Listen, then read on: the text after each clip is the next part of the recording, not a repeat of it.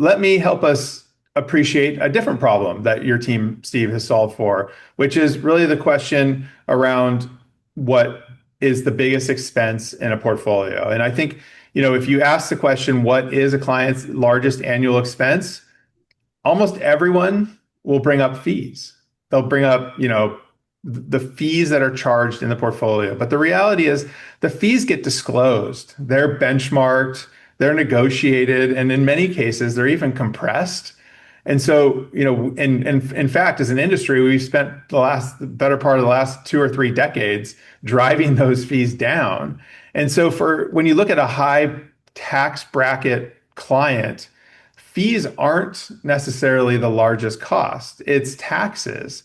And it's really not even close if you look at some of the data. The drag that it has on a standard portfolio, it frankly it compounds just like the returns do. And so it's largely been absent for the way performance gets reported. And this is what tax optimization and the Alpha Summit Tax Optimization Fund is all about. So let me pull up the next slide. You can walk us through this, Steve, and then we'll get into the details of the actual fund itself. Sure. No, Tyler, I think that makes a lot of sense. And when investors think about investing in various asset classes, right, to your point, they don't think about the after-tax return for themselves. They think about the pre-tax returns. And yet we all try to put money into deferred accounts to allow that money to grow and compound before taxes are paid.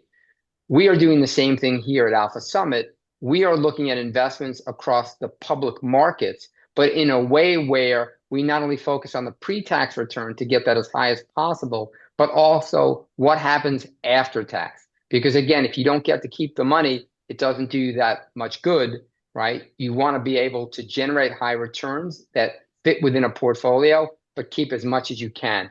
And that's what we're doing. And the data supports it, right? A slide like this shows exactly what you see. And now, obviously, this is illustrative purposes, but you can apply any client portfolio to this same spectrum of returns from 0 to 20 years and see, what the returns look like if they're tax managed or if they're just taxed at the ordinary rate.